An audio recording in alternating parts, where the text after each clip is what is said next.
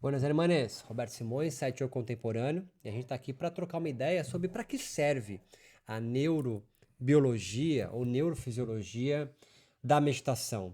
Será que estudar eh, neurobiologia, neurofisiologia pode melhorar a minha prática? Veja bem, você ser um especialista em neurobiologia não vai melhorar a sua prática propriamente dita, no sentido da sessão mesmo, né? Porque durante esse período, durante essa sessão, a prática meditativa, há que haver um relaxamento da lógica, né? Dá para você trocar ideia com a área do cérebro. Por outro lado, entender um pouco de neurobiologia te ajuda tanto antes quanto depois.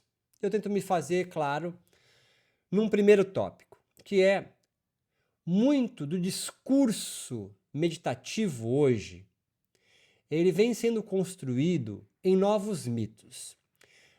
Os signos, as falas, as narrativas, os discursos de um praticante de meditação do século XII, né, na Índia ou no Japão, sei lá, era um.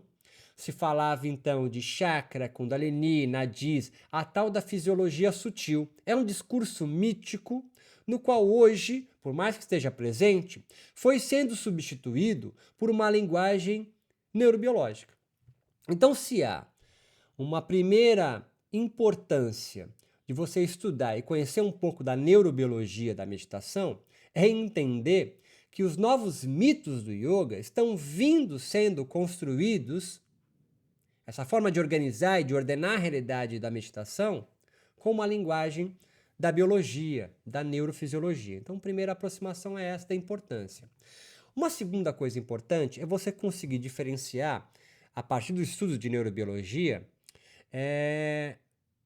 que diferenciando técnicas de meditar ou métodos, você também vai diferenciar, vai modificar o conteúdo subjetivo. Talvez não se modifique as repercussões fisiológicas, como diminuição de estresse, da ansiedade, medos, melhoras em alguns casos de depressão. Talvez isso tenha melhoras muito poucas. Por quê? Porque no estudo de neurobiologia, a gente tem que seguir um protocolo de práticas que, às vezes, numa prática coletiva, né, com mais pessoas, por exemplo, pode ter variáveis que modifiquem isso. Tento me deixar mais claro. A grande maioria das pessoas que praticam meditação são experts em técnicas. Mindfulness, Zen, do yoga, de alguns yogas, meditações cristãs, por exemplo, sufistas, ou de outras linhas mais científicas, como o do Kabat-Zinn. Quem está no meio é do Mindfulness do Kabat-Zinn. Essas são técnicas. Técnicas são ferramentas. É um martelo, é um serrote. Agora, estudando neuro, você compreende, amplia um pouco mais teu olhar de que as técnicas estão incluídas em métodos, em metodologias, tradições, escolas ou até filosofia, se você preferir. Por exemplo, a técnica zen budista, que é com o olho aberto. Essa é uma das técnicas. É o olho aberto, parado, olhando para uma parede em branco, para o final do tapetinho.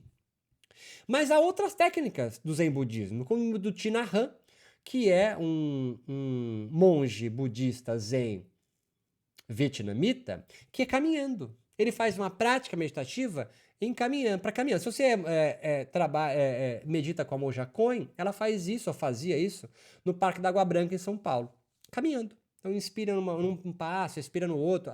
As técnicas podem variar, mas é uma meditação em movimento, para quem às vezes não consegue ficar muito tempo sentado. Você percebe que mudou a técnica?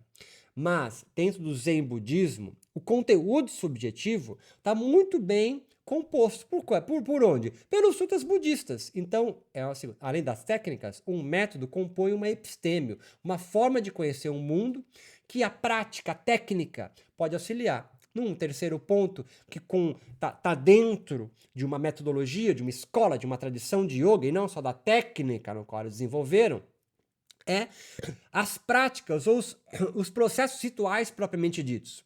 Minha mãe vai na missa, domingo, católica. Existe uma prática ritual. Tantas Ave Marias, tantos Pai Nossos, ouve o padre falar, retorna, não sei o quê, blá, blá, blá, tem a graça. Se você é zen budista e vai aos domingos no Pacaembu Camonjacões, acho que é lá ainda, também existe uma prática ritual. Não se faz de qualquer jeito. E se você for um pouco mais avançado, no sentido de mais tempo, fazendo parte do coletivo zen budista e yógico da Monjacões, você vai em outros horários. Então entenda. Esse é o segundo passo de importância de você aprender a neurobiologia. Você compreende que há uma diferença entre técnicas e métodos. Métodos compõem uma prática, a prática faz parte do método, e você aprende que diferentes técnicas, técnica de visualização, técnica de vocalização, técnica com o corpo em movimento, seja fazendo, por exemplo, um Hatha Vinyasa ou uma caminhada meditativa com a Monjacões, vai construir subjetividades diferentes, totalmente, vai produzir subjetividades diferentes. Agora, algo interessante também a gente abordar aqui, e por último, um último passo. Isso da neuro pode te ajudar, devido a uma compreensão um pouco mais abrangente do corpo humano, a compreender além do organismo também todos os resíduos que ficam completamente. O que eu quero dizer com isso? A grande maioria das pessoas que fazem prática meditativa, sejam pertencendo a método, sejam só experts em técnicas, a maioria não consegue ir além de quando pergunta como é que foi a prática? Foi gostosinho, foi bom, maravilhoso, foi legal. Não fica resíduo da prática. Então, algo que a gente entende estudando neuro é que a prática tem que ser regular, né? E durante um bom período de tempo, para começar a repercutir em você resíduos daquele movimento, resíduos daquele hábito que vai se incorporando em você. Para quê? Para que você aprenda e compreenda que a sessão de meditação propriamente dita, né, ela é só um treino. Tiozão, porque o que a meditação está fazendo produzir em você é um corpo meditativo, é um ser, é uma agente meditativa, que vai utilizar isso na fila do banco, na fila da padoca, indo buscar o filho na escola. Então a meditação não adianta nada, você faz uma sessão de prática, meia horinha, 20 minutos, 15 minutos no seu aplicativo, ou com seu mestre, ou sozinho, ou dentro de um coletivo, e não fica nenhum resíduo, não fica um eco, não reverbera nada após a prática. Essa é uma coisa que a gente aprende estudando neuro, que há modificações cerebrais, há modificações corporais, com toda certeza, mas só isso não é suficiente para dar substrato para você ir construindo novos tipos de comportamento, novas formas de enxergar o mundo, novas subjetividades também. Então, o estudo em neuro pode expandir um pouco mais o seu olhar para além de métodos, de técnicas, compreender novas narrativas e míticas de alguns coletivos meditativos que se apossam da ciência. Isso é muito interessante, né? Em geral, a ciência ela entra para desencantar a meditação, mas com a meditação contemporânea, moderna, né? Isso não significa alguém de iPad, né? Mas é que tá nesse nosso tempo. A ciência tem utilizado de substrato para ganhar novos tipos de praticantes. Isso é bom, mas não tá ligado nisso, te leva para um grau de alienação muito grande. A meditação, então, não te ajuda a sair das ilusões onde você vive. Vai fazer você estar circunscrito mais tempo lá dentro. Então eu coloquei 3 questões. Aprender que há discursos míticos no qual a associação da meditação com a neurobiologia, com a ciência, com a fisiologia, sobretudo, vem dando espaço para a construção de novas narrativas. Segundo, você compreende que há uma diferenciação entre técnicas e métodos, né? Diferenciando técnica, participando do mesmo método, você vai produzir subjetividades diferentes. Então, se você fizer a mesma técnica meditativa no Zen Budismo, como sentado, parado, com o olho aberto, olhando para a parede em branco. Dentro do Zen Budismo, você faz a mesma técnica, mas você vai utilizar dentro de uma prática de Hatha Vinyasa. Faz as posturas, depois você senta e medita igual um monge budista. Vão produzir outras subjetividades, vão produzir outros mundos, outras compreensões da realidade, né? Porque você não está, esse é o último degrau, buscando prática meditativa apenas para deixar você relaxado, menos nervoso, menos estressado. Não é isso que você está buscando. Ou não deveria. Se você está buscando só isso, você está buscando um comprimido, né? É como você ter um Porsche, dá ré, lava e volta para a garagem, né? Se você gosta de Porsche, não é o meu caso, mas eu gosto de Jeep. Mas ou você ter uma grande ferramenta como um serrote para tentar colocar prego na parede. Não vai dar certo, é melhor usar um martelo. Então você, com o estudo de neurobiologia, entende quais são as técnicas que talvez combinem mais com você hoje.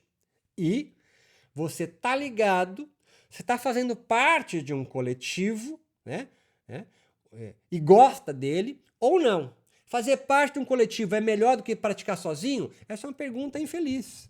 A pergunta interessante é: eu praticando sozinho uma técnica e essa mesma técnica dentro do coletivo me produz mais potência e alegria? Só você poder responder isso.